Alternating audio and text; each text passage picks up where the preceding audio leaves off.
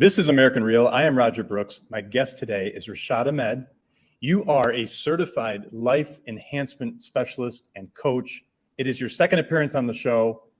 Rishad, welcome back. Thank you very much, Roger. It's awesome to be back on your show.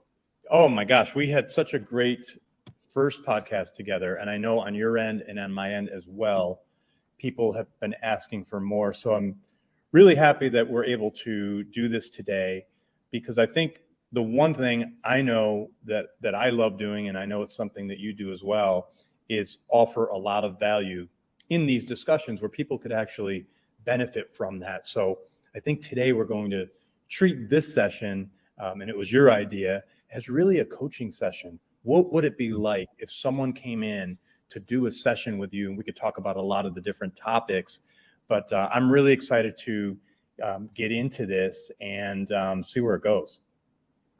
Fascinating, for sure. You're right. We had such a good review, and so many people have watched the interview and said it came across so authentic, and it actually delivered a very realistic experience. And I was pondering on that.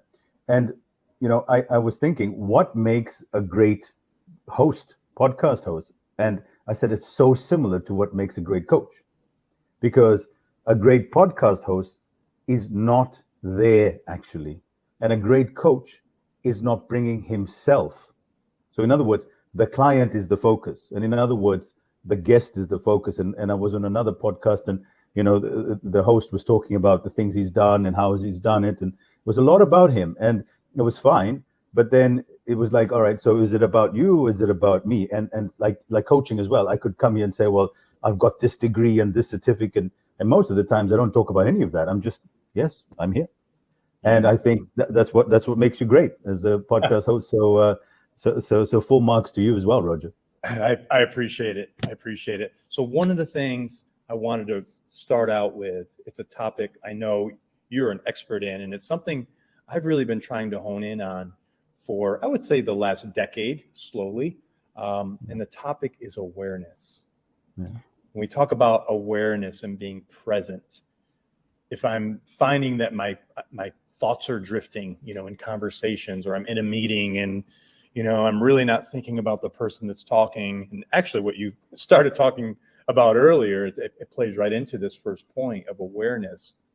Yeah. Provide some insight about how we could become better at being aware. Yeah. Well, the topic of awareness is quite broad. So you have when you're aware, then you're aware of your surroundings, you're aware of the people in front of you, and most importantly, you're aware of yourself, your state of being and how you are. And being aware leads to another term, which is being present. And being present would lead to another term, which is the presence. So being present in presence. So the word awareness, if you think about it, you are an awareness. So if we take the word out of its usual meaning, like in other words, are you aware that you're speaking loudly? That's you being aware. But then there's another sense of your thoughts, your feelings, your perceptions. That is part of what makes you who you are. And so you could say that, how are you aware of your thoughts? Or how are you aware of your feelings? Or how are you aware of anything? What is that awareness that is aware? And it's a question that most people don't ponder. They're so confused by it. They're saying, what do you mean by who's aware and what's aware? I'm aware of the room. Now, who is the I that's aware of the room? So it brings you to this point of the question, which we will delve into, and it goes into the most fascinating avenues. Ultimately, the purpose of that discussion is for the sake of gaining perspective. Right now, we live in a time where perspective, awareness, clarity is really lacking. And one of the most important things that I do is a clarity coach. So someone would come to me and say, Rishad, you know, I want to take on this job. I want to start this business. I want to marry this person. I want to move to this country. What's going on? Could you tell me? And then I would ask them questions, right? So first of all, I'm entirely present, which means that I am here 100% for you. And in this world, It's one of the rarest things in the world. Most people are asking questions so that they can answer. They're not asking questions so that they can better form a perception about what you're thinking from your perspective. You as a host would know that. What is he thinking and what is he trying to say? Rather than what does it mean to me? Because most people's subconscious mind personalizes everything. So if I say something to you and I say, oh, I had a nice boat ride, your subconscious mind would say, well, did I have a boat ride as well? Because now you're thinking, how is that related to me? When it's got nothing to do with you. And so being extremely present is so rare these days. And being aware is the number one place you can be aware is of yourself. Most of us don't realize that we're giving out an image of ourselves wherever we go.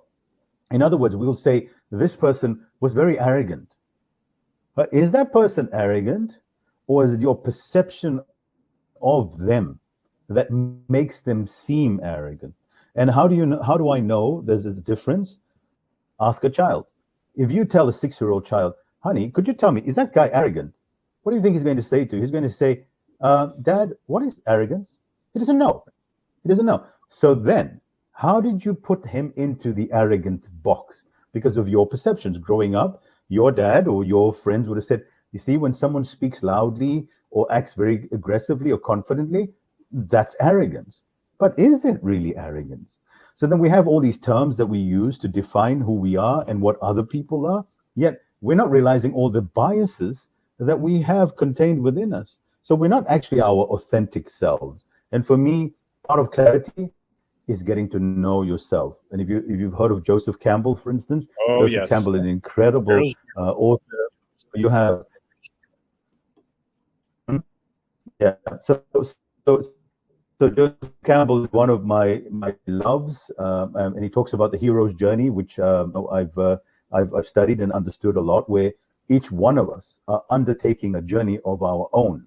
And he says that each of us have to go on that journey alone.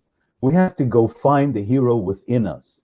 And that normally occurs when we're breaking away from childhood, when our entire identities has been built around what our parents said, what our society said. Now we're going to break away from that and say, who am I really? And if you look what awareness is and what self-knowledge is and what all the gurus, the mystics, the ancients, any religion talks about is know thyself. And ultimately, being present and being aware is to know yourself, not to know someone else. Like we know how to do a job. We know how to behave towards our children. We even think we know our spouses. We're like, oh, he's like that. And I can tell you, I didn't get to know my wife until I undertook a journey into myself. And one of my clients, a female client, was quite shocked at this response. I said, I never knew women until I got to know myself. And then through knowing myself, I got to know my wife. And I got to know women in an entirely different way, because I had this impression of just use an example of women. Children, I've got 4 children. And I honestly can say that I really know children from my last child. My last child, she's 6 now, and I'm intrigued by her because I'm getting to know her from her level of awareness. And I call her my guru. I say my 6-year-old is my guru. She teaches me everything. She teaches me how to engage in life, how to be free, how to be joyful, because I'd be sitting there, the client would call me up and say, but how do I do this? And I said, look at your child. It's nothing to understand. The path to bliss, the path to joy is not some kind of conceptual thinking, planning structure. But that's the short summary of the discussion there. So Rishad, so you said so many good things there, but one of the things that stands out is if you're in a conversation and your thoughts are immediately going to yourself, how do you break yourself of that habit? How do you begin to break yourself of that habit? How do you become more aware, more present in order to, really listen to that person? Yeah, I think that's a fantastic question. I would like to take it even a step further, and I'm saying when you're not talking to someone and you're alone late at night, because that's when it haunts you, right? Or that you're sitting, one of the famous French philosophers said, all man's problems stem from the fact that he can't sit alone in his own silence. If you look at the amount of distractions we have today, there is not a moment for you to sit and be still. So if you talk about how to become more aware and present so that your thoughts are not taking over you, that's a fantastic question. So it applies to relationships, it applies to interviewing, it applies to being in a job, especially when you're having conflicts, right? Because when you're having conflicts, what you want to do is defend yourself. You actually don't want to know what's actually going on there. So the process of getting to know yourself is to get to know your thoughts. And I think it was Aristotle who said, wisdom is knowing what to ignore. So a lot of things go on in here. In fact, the average human being thinks between 70,000 and 80,000 thoughts a day. And that's a hell of a lot of thoughts, right? And just this thing is the machine just ticking one thought over the other thought over the other thought. If you had to sit and listen to your thoughts and you had to write down every thought out loud, you'd think you're losing your mind. Imagine if you had to verbalize everything you thought. It would be chaotic, but yet we look normal. On the outside, it's like he looks normal. But if you had to listen to what's going on in there, you'd be like, is this guy all right? Because it's just chitter chatter. And I do spend time listening to my thoughts. And what's interesting is that 80% of those 80,000 thoughts are repeating pattern thoughts. So you're saying, for instance, I don't have money to pay the rent. Now, throughout the day, you'll be stewing over that in one form or the other. You see, I can't get any money from him. You see, I'm having that problem. And why can't I get it? And it's just a cycle. And so part of the great ancient teachings is getting to know the nature of thought. What is thought? Where did thought come from? Is it inside us? Until today, neuroscientists have opened every part of our brains, examining every single neuron, and nowhere can they say, that's where that thought came from, right? Because the thoughts don't come from our brain. Because if they did, we'd be able to say, there it is. All they can tell is the resulting emotion and where on the amygdala or any part of your brainstem that the lights are flashing. Okay, well, he's angry. And that part of but what made him angry? And so neuroscience and scientists fall short a little bit here and they won't find it. So then if thoughts are not coming from your brain, then where are thoughts coming from? And here's a question that puzzles many people. I say, are you thinking your own thoughts or are you being thought? And people go, huh? Right, think about it. Think about it. Right? Can you choose your own thought right now? You can't. So then, yeah. We talked about this last time, and it's mind-boggling. Mind-boggling. We are not our thought. We are not our thought. Right. Okay, so we did have a bit of that discussion. So, yes. So when you know that you're not your thoughts, because look, when you ask the question and you say, it was actually one of these wonderful things that Eckhart Tolle, who wrote The Power of Now, had this great epiphany, and you could say became an enlightened being at the age of 29 when he was going through severe depression. His life wasn't making sense and everything was collapsing around him and he was suffering majorly. And then he said, I just can't stand myself anymore. And then it hit him and he said, who is this I that can't stand myself anymore? And he went, wow.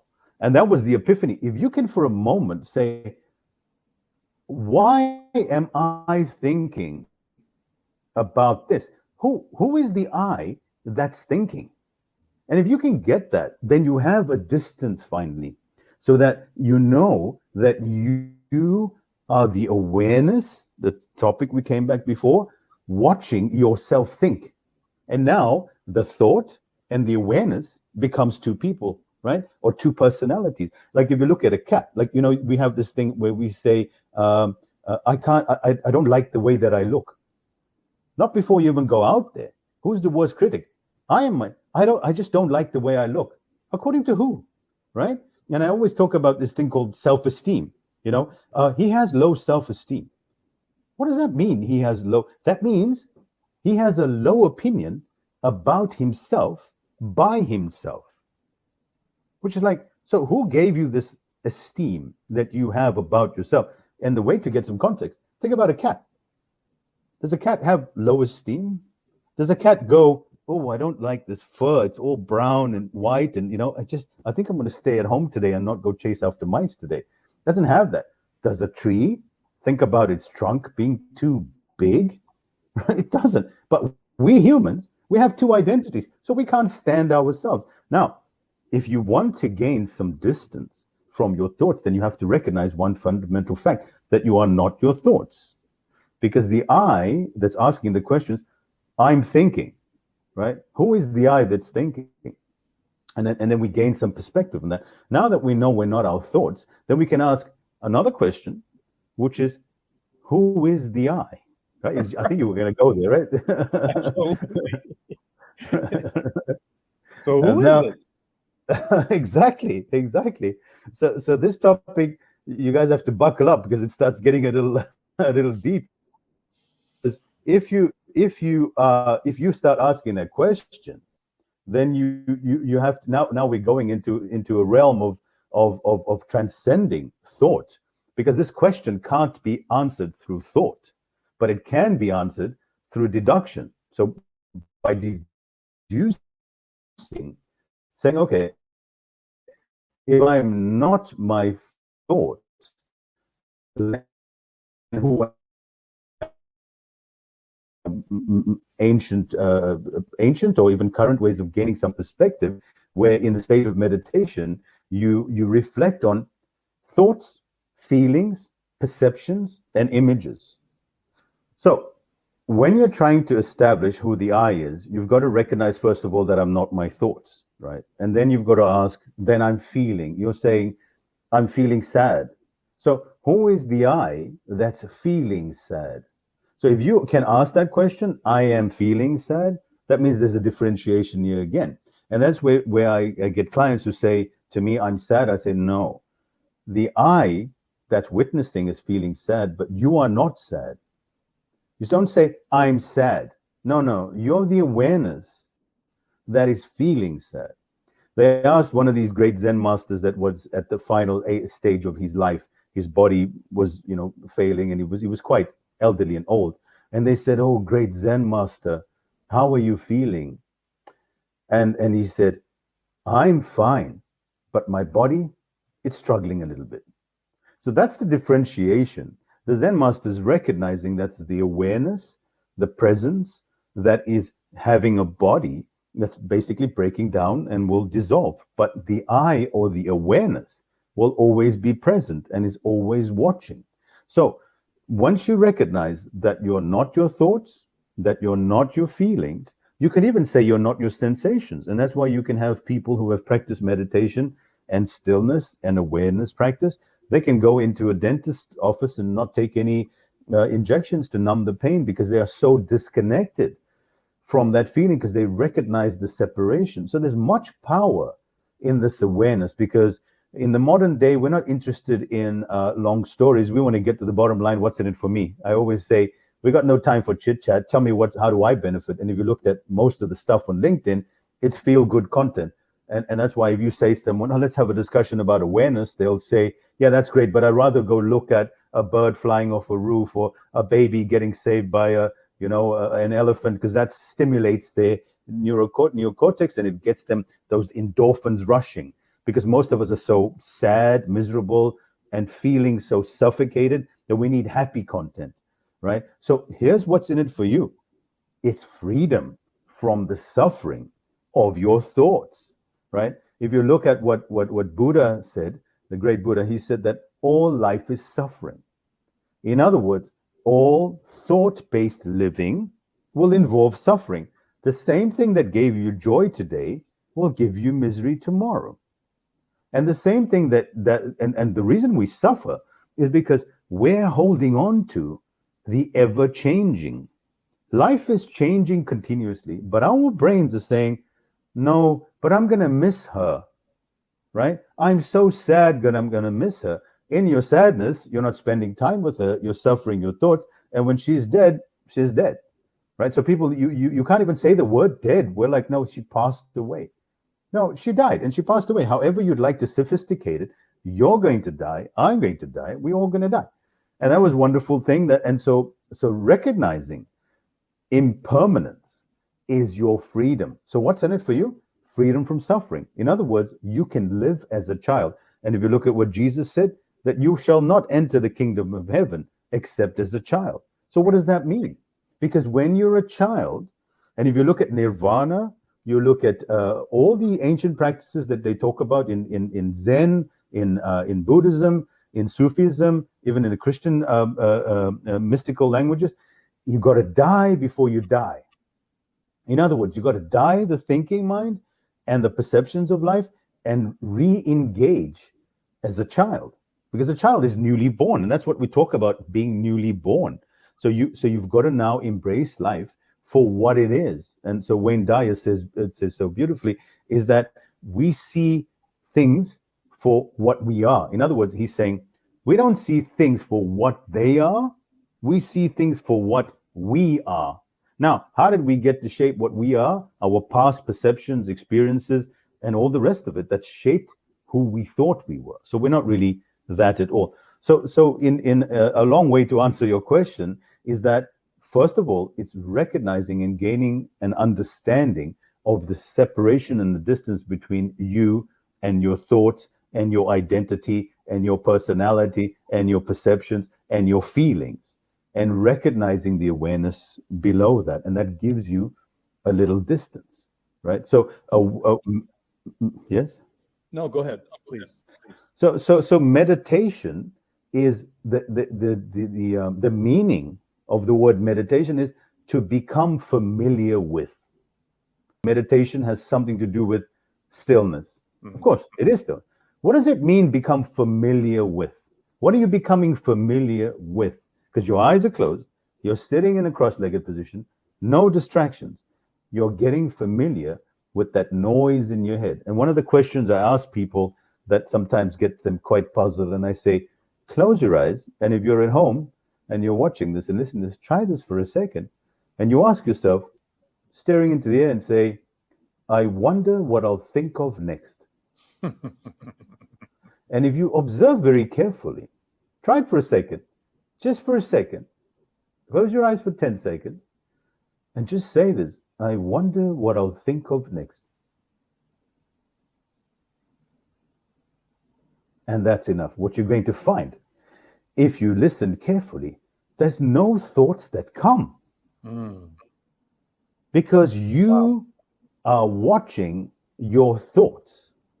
Who is the who that's watching the thought? So when you do this, you're like, oh, because thoughts want to go by 80,000 times a day unnoticed and make you believe that you are those thoughts when you're not.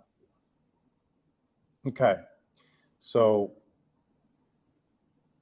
a couple of questions here. The first question that comes to mind is, when we think about our typical day, the typical life of any person on earth, why is this subject so protected? Like, why is it not mainstream? Why is it the opposite? Why is it I feel that you have to have a conversation like this, or, you know, be researching it, or to get to this point? Why is it so challenging? Wow, that's a brilliant question, right? Yeah, I just don't understand. Some of the great teachers, Western teachers as well, that went to the East and investigated how people are brought up, for instance, in countries that are predominantly Buddhist or predominantly not religion-based, right? Because Buddhism is not a religion as such; it's a way of being. Now, when we talk about Buddhism, we're not talking about specifically Buddhism. What I'm highlighting is that cultures and people where the focus is on awareness teach their children this way. And this is what I do with my children, is the first lesson I teach them when they gain some awareness is this recognition. And why it is, there's many reasons why, and we don't want to speculate, but you can tell that it makes a lot of sense financially for people to make you feel this way, right? Because when you feel that you are your thoughts, and your thoughts are 80% negative biased. I'll repeat that. 80% of your thoughts are negative biased. So in other words, 80% of the time, you're looking for worst case scenario. So you're going, what will happen if that fails? I wonder what will happen. Nobody's sitting there going, you know what? Then I'm going to do this, and then I'm going to do that, and then we're going to make a lot of money. Then I'm going to find the love of my life. No, children do that. But when we grow up, 80% of that is negative. So if you allow yourself to become your thoughts, then you're feeling terrible all the time, right? Because you're saying, I can't believe I didn't get the job. And you know, that lady on Instagram, I mean, now I'm dealing with teenage girls right now, you know, I mean, they're crashing. Teenagers are crashing everywhere. If you look at it, and they are those ones that are rising with awareness, but the pressure on them for having this body that is out of this world and exists 1 in 10 billion or 10, you know, it's insane that there aren't bodies like that anywhere. Yet these girls and these boys as well, right, starving themselves, you know, pumping all these awful types of things so that they can look like that thing. It's because we're created with this self-awareness and the self-esteem. But if we no longer bought into our self-esteem and we got to know ourselves authentically, would we buy anything we didn't need?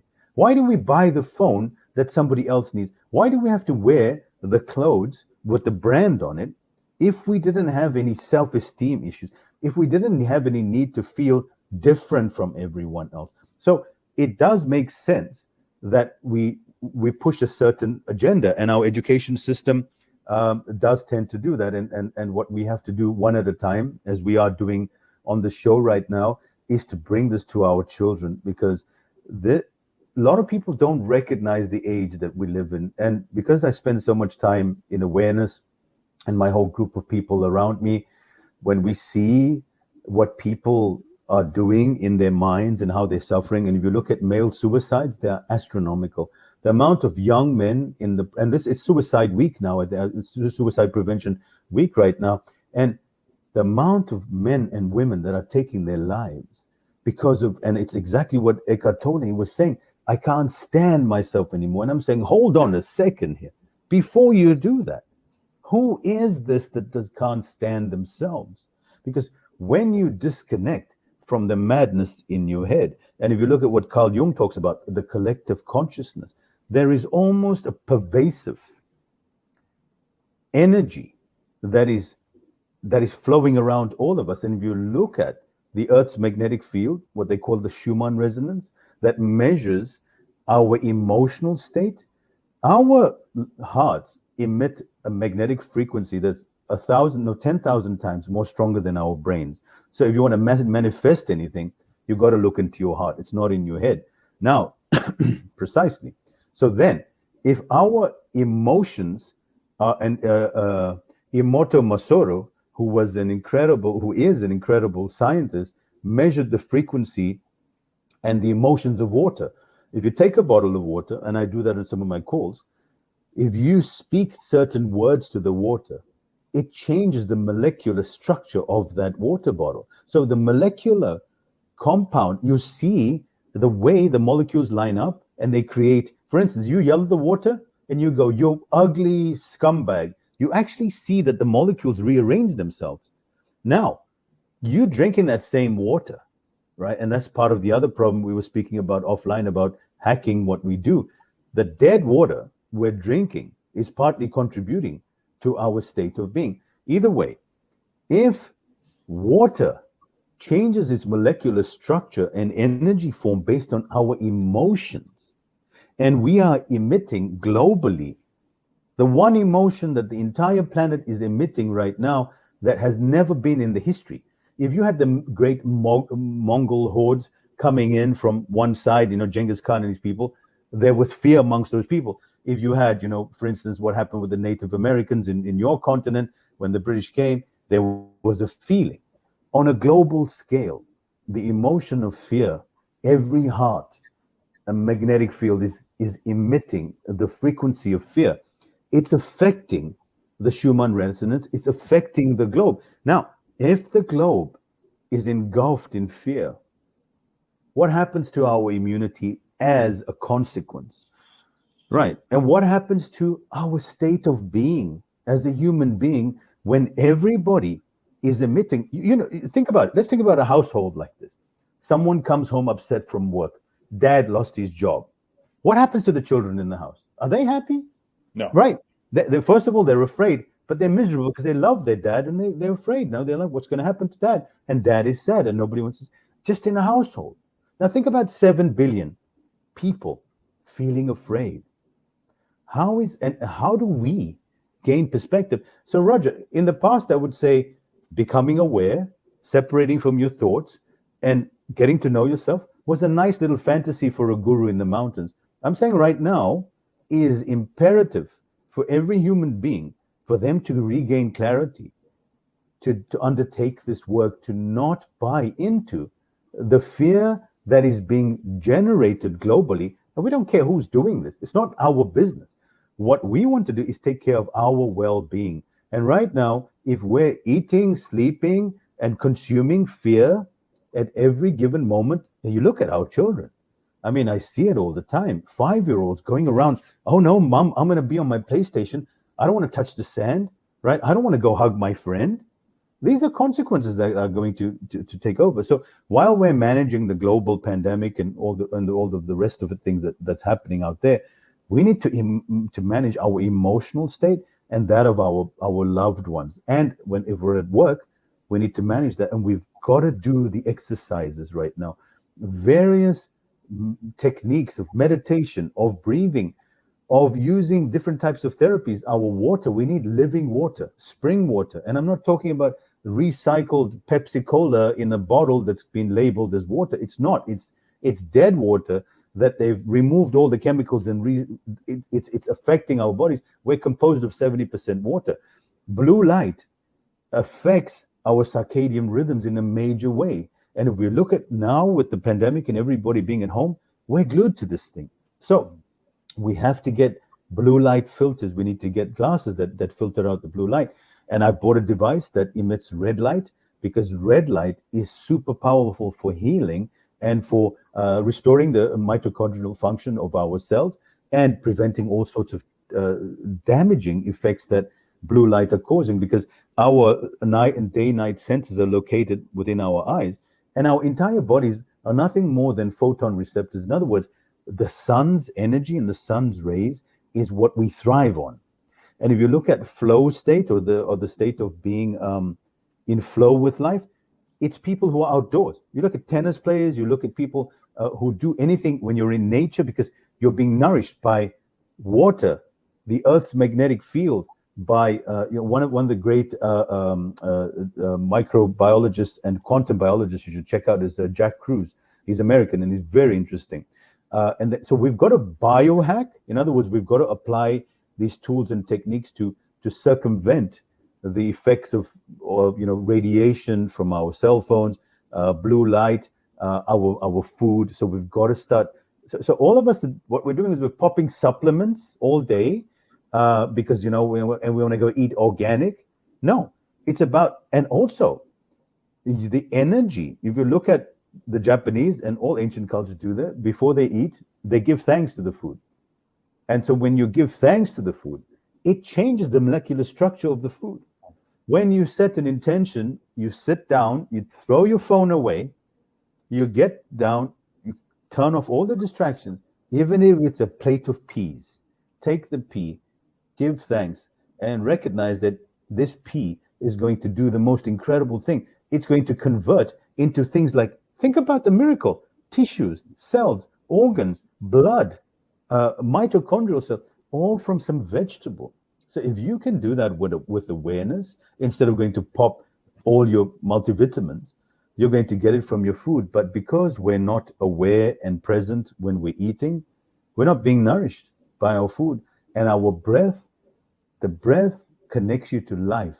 If you can't breathe, then you can't even manage your emotions. Oxygen is vital. So water supply, oxygen, and lighting. So if you're not getting enough sunlight, because, for one reason or the other, then you need to substitute that. And red light right now is something that I'm definitely a huge fan of, and I've seen amazing results from. So there's a lot in there. A lot in there, Rishad. I wanted to ask you though specifically about the red light. What is this device that you purchased, and is it affordable? Is it something that our listeners could find as well? Definitely go on to Amazon and all the rest of it. I would definitely check out Jack Cruz, Jack and then Kruse. He's not very friendly and he's a little abrupt, but he was very overweight and very unhealthy. He's a neurosurgeon, and he started doing the research on red light and the damaging effects of blue light. And so it's a device that emits frequencies in different ranges, and the pulsations of these frequencies can get passed into your skin and into your organs. And so things like fibromyalgia, osteoarthritis, all sorts of skin diseases, and most importantly, I spend like 45 minutes to an hour. I have my time where I go into my red light. So I close the curtains, I have dark curtains, put my red light on, and have minimal clothes. So in other words, you're bathing in this light. And so your eyes start getting a rest from all the red light. And it's incredibly nourishing. So when I do that at the end of my day, I spend like at 5 o'clock after I come back from work or sitting in front of my laptop, then I would do that. And then by 9 o'clock, because my circadian rhythms are restored, I just tell my wife, I got to get to bed. I can't stay up anymore because everything's winding down. But if we get to bed checking our last Instagram post, and that stuff is destructive, guys.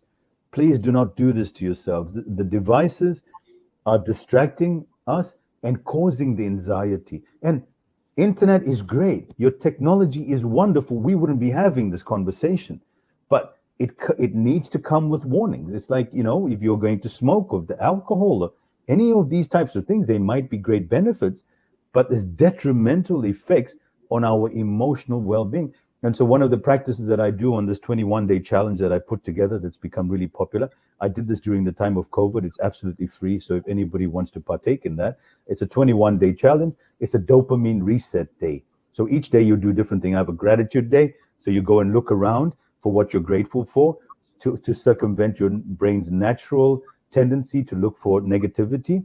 And then I have another day, which is your dopamine reset day. So you cannot look at anything in color. If you have to check your email, you turn your screen to black and white. So you're not getting any input from outside there. And what's that doing? It's making your real world come alive. Because when we're on Instagram, YouTube, and we can, at the drop of a hat, go and look at the most stimulating thing, some guy doing, flying from space onto a balloon, and then you look at around your room and it's like, there's my dad and there's my mom and I got some broccoli. Forget this, I'm going online, right? Because you can't get an experience like this anywhere. The problem, it's not real. Once the battery runs out, right?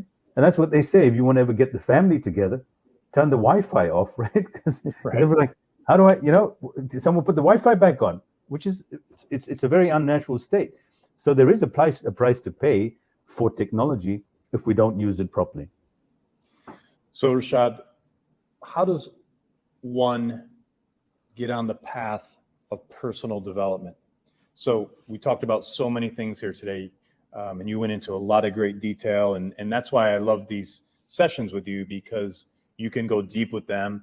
It gives us time to process what you're saying, and at the same time, you're throwing all kinds of, nuances in there that are very helpful. But if someone wants to get on their own path of personal development, how do you suggest that they begin?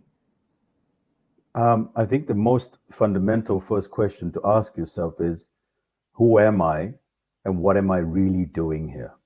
And if we can answer this question truthfully, then we're going to be asking some questions. And the other important question to ask is that, am I following my bliss? Am I living my authentic self? And do I truly know myself? And it's unfortunate, but most of us only ask this question when we're very much senior in life, or that we suffer a major life-altering event. Either we have a disease, or we lose a loved one, or life doesn't make sense. And that's why you find people that have been through a major traumatic event are the most interesting, most humble, and most nicest people. And those people that life has been making sense, because their artificial world of everything working out is working for them, they're boring as hell. I was talking to a very wise man, and he said to me, he's a senior teacher, and he said he was on the QE2. He's quite a senior man. He said he was on the QE2, and you'd remember what it was. And he spoke to the captain, and he said to the captain, can you tell me, because the captain's always had these interesting things to say. And he said, Captain, tell me something interesting. He said, those that have been through some type of major disaster in their life, they're fascinating. They come on here, they're having fun, and they drink, and they're just enjoying themselves. But those that have had a normal life, they are boring. They complain about everything. And it was a wonderful story I have to share with you. I was in Emirates in the business lounge, in Emirates, they have this upstairs place with a little bar, and you go around there, and the cabin crew you get to chat to while you're having a drink, because I take very long flights. And so I spoke to this guy, and I was sharing with him what I do, and he said, come coach with me. I said, sure, I'm not doing anything, and I end up like the cabin crew become the people that I coach. Well, this was before everything shut down for a while. So then he said to me, in first class, they are grumpy as hell. They don't want to talk. They complain. The shower is not available, but I paid so much and I want a shower, right? Or the duvet is not soft enough and the seat doesn't recline and my caviar is not so fresh. He said, then you go to business class, because he's been through all the cabins. And the business class, they don't want to talk. They want to sleep. They want to do their work. They're not interested in chit chat. You get the job done. He says, now economy. Oh, what do you guys call it? He said, now economy. That's where the party's at. These people, they're drinking, they're having fun, they're going on their holiday. It's like 16 of them, families. They're just like squashed up together, eating their plastic forks. And they're like, I can't wait till we land. We're going to do this, we're going to do that. And it's the party. And you think to yourself, we're all trying to become rich and famous and successful so we can be, as you see the passengers walking, they're like, oh, I look at these snobs. I got to sit in, in what do they call it, in cattle class. Right. That's where the party's at, right? That's where the real people are. And as you move your way up, it gets the opposite. So we're all trying to be rich and famous and successful and marry the most beautiful person, have the biggest house. And you wonder, guys, what are you doing all this for? Have a wake-up call. And so a lot of people come to me and they say, COVID happened. And I said, you know what COVID didn't happen? The universe is giving you a chance right now. It's saying, press pause, my friend, because the way you were heading is not your bliss, because you're going to end up till you're 65 or 70. Your bones are beginning to be cracking. And there are some 70-year-olds in perfect shape, and I am going to be one of them, right? But there are those, and you're looking back and going, why did I spend all my time stressing over shit that was not relevant to me when I could have been doing the things that I ultimately love? And what you ultimately love is not going to Machu Picchu or visiting the Alps, or that's great.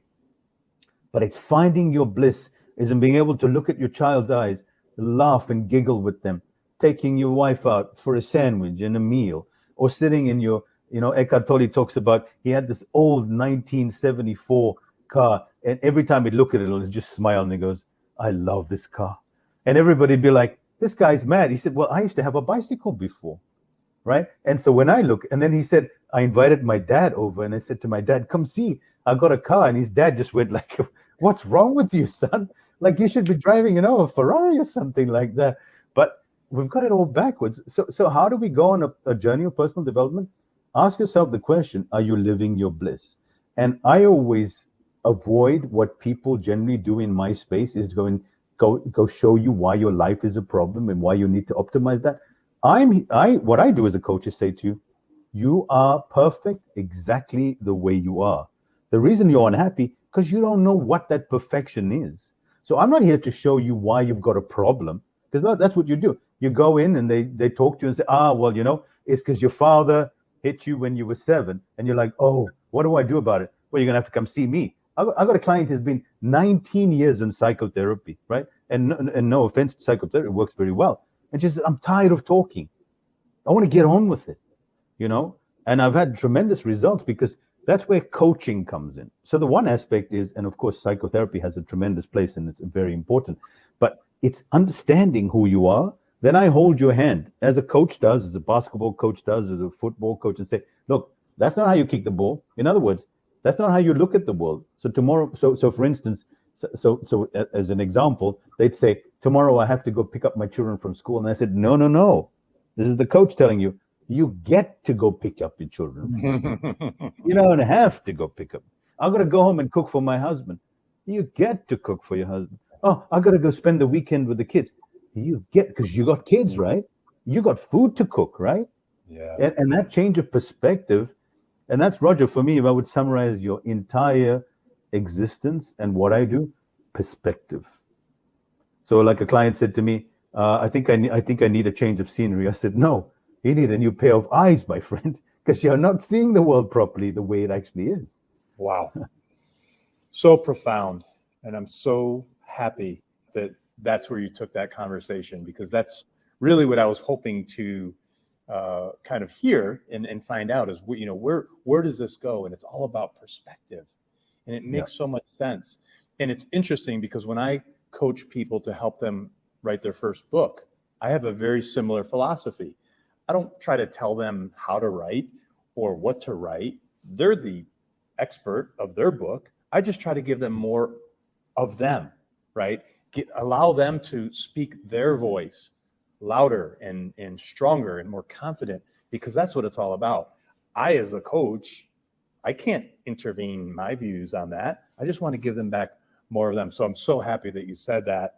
And I think a lot of people will be able to relate to the way that you structured it, and that it's really about, okay, taking a step back and what is your perspective on the exact same situation. That's right, awesome. Right. Yeah, and it's just to add on to what you're saying as a coach, is that the coach, I think my number one skill is the ability to ask questions. And if you look at what you do, because us as individuals, we never think of the question that is staring us in the face. Yes. Right? And that's what you would do and say, but have you thought about, like for instance, they'd say, well, I have nothing interesting to say. And you'd say, well, you know, didn't you do this? And what about that? And I'd be like, oh yeah. And that's with my clients as well. I'll be like, and they'll say, no, I have nothing to be happy about. My life sucks. I'm like, okay, so you do this and you do that and you do that. Like one of the wonderful story that I love is that there was a man in a wheelchair, and another man came up to him and said, oh, you poor thing. It must be so difficult being in the wheelchair. And the man said, you kidding me? This is the source of my freedom. If it wasn't for this wheelchair, I'll be stuck in the bed. This thing allows me to get around. Wow. Beautiful. You see? Perspective, right? And so that's the most important thing, and also what is so rare, which you have, and that's why you'd make such a great coach as well, is being present and being totally attentive. It's amazing. If you look into most people's eyes, they're actually not there. You're talking. I mean, the audience can relate to this. Even in an interview, the guy says, okay, well, tell me, and ask you that worst question as an interviewer could ever ask you. Is like, tell me about yourself. And you're like, oh God, not that question, right? Or where would you like to be in 10 years? Let's hope recruiters don't ask those questions, right? But then you watch their eyes. Yeah. They're really not interested. Right. They're looking out for what they want to hear. Yeah. Not what you are. They want to hear, okay, does he meet this tick box? Which is not an authentic question. What you should do is be upfront and say, look, can you meet this requirement that I have? Instead of pretending like you actually care about what people say. And, you know, I had a client just burst out into tears, and she said, Rishad, for 20 years, I've never had anyone just be entirely present for me. She says, you don't talk. You're just there. And so one of these Vietnamese monks was saying, he ended up, writing a book of his own. And he said, I would go, as part of our practice, is that we would go to all these villages and just, be with the people. So all these women would come up to me, mostly ladies in their senior years, and just ask me questions.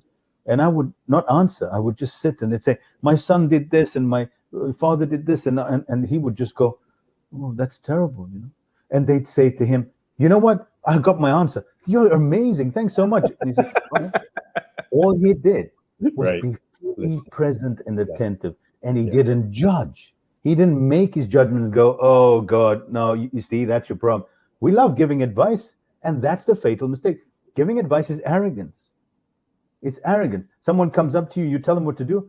you say, what would you do, my friend? Because you are capable enough to make your own decision. And if you're not, I'm going to teach you how to make a decision, but I'm not going to tell you what to do because I don't know your life.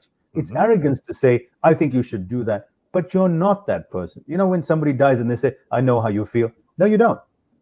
Right. Or, you know, someone's recovering for something or lost a job or lost a loved one. I know what it's, no, you don't.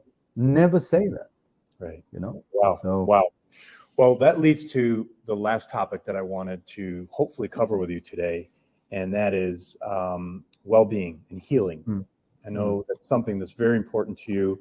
And for those people that out there that are suffering, and whether it's through COVID, whether it's through a loss, whether it's through, you know, a career that they're not happy with, whether who knows what it is, how can we help these people today? Yeah, I think, you know, I started doing these free Saturday classes, which was one of the best things I ever did. I invite people to come on Saturday afternoons at my afternoon, and we get about 20, 25 people.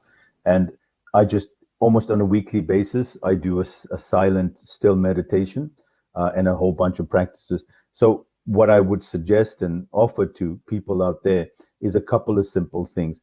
Optimize your eating. In other words, become fully aware with your eating. Number two, your breath, especially with COVID, is going to be vitally important. The other thing is your fear response. You have to manage that. You have to go into the opposite of fear. So in other words, if you want to try to be less fearful, there's no point you saying don't be afraid. It does not work.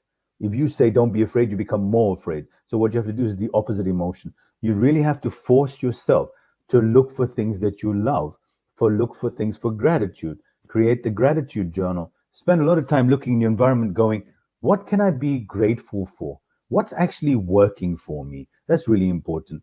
The other practice is to sit still, turn all your devices off, sit in your place of comfort and request family or friends and say, let me be alone. Sit and watch yourself. So in other words, you don't have to meditate, because I don't believe in meditation being something prescriptive that you do 10 minutes a day and then return back to the chaos. Become aware. In other words, meditation means becoming familiar with, get familiar with your thoughts, get familiar with your perspective. So if you can do, for instance, Wim Hof, he does a deep breathing technique, which has become very, very popular. The other one that you can look at is the Buteyko breathing, which is on the other end of the spectrum, which is about minimizing how much you breathe. So in other words, if you look at it, when we sigh, it's and we yawn, it's the body's need for more oxygen. So what you actually have to do is, it's a process, and you can look up Buteyko as well. Spend 10 minutes a day priming your day. So I have a thing called a morning primer, where instead of you now waiting to react to the day, you create the day, and then you in the morning have your eyes closed, and there's plenty of things out there. I mean, I'm not promoting my specific thing. Go online, do a morning primer, prime your day. And most importantly, guys out there, the number one thing that we lack is dignity for ourselves, the self-respect to honor the divine within us. You could say the God within us, the soul within us. We're so busy putting food on the table, chasing after things that make us happy because we're feeling miserable inside. Put yourself first and say, I will choose myself. Fresh air, breathing, spend an hour in meditation, reflection, walking in nature. Make time for yourself, because if you don't, and men more so than women, you've got to love yourself. The men laugh at me when I say there is an inner child in all of us. That inner child longs to be loved and nurtured, to be treated with kindness and compassion. Even the words that you say to yourself, be very considerate. So a client says to me, yeah, I used to be so stupid. And I said, sorry, I'm not allowing that. You can't even talk to yourself in your past about yourself like that. You've got to say, I wasn't as aware back then, and I didn't know any better. I never allow words to myself where I say, oh my God, I'm being so stupid. You're not. And you never use nasty words with yourself, because the way you talk to yourself is the way you're perceiving others and the way others perceive you. And your dignity and your self-respect is so important. So love your inner child, treat yourself kindly, and make the time to become very aware and to become very aware of the psychosis. As Carl Jung was talking about, is that there's a global psychosis. You could say it's a pandemic of fear and of confusion, and our devices are not helping. So please use your devices responsibly, because it's wonderful, but it can really cause, especially with our children and adults, let's not forget, I mean, adults too, and go towards love. If there's one thing that is the only emotion that has no equal, it's love.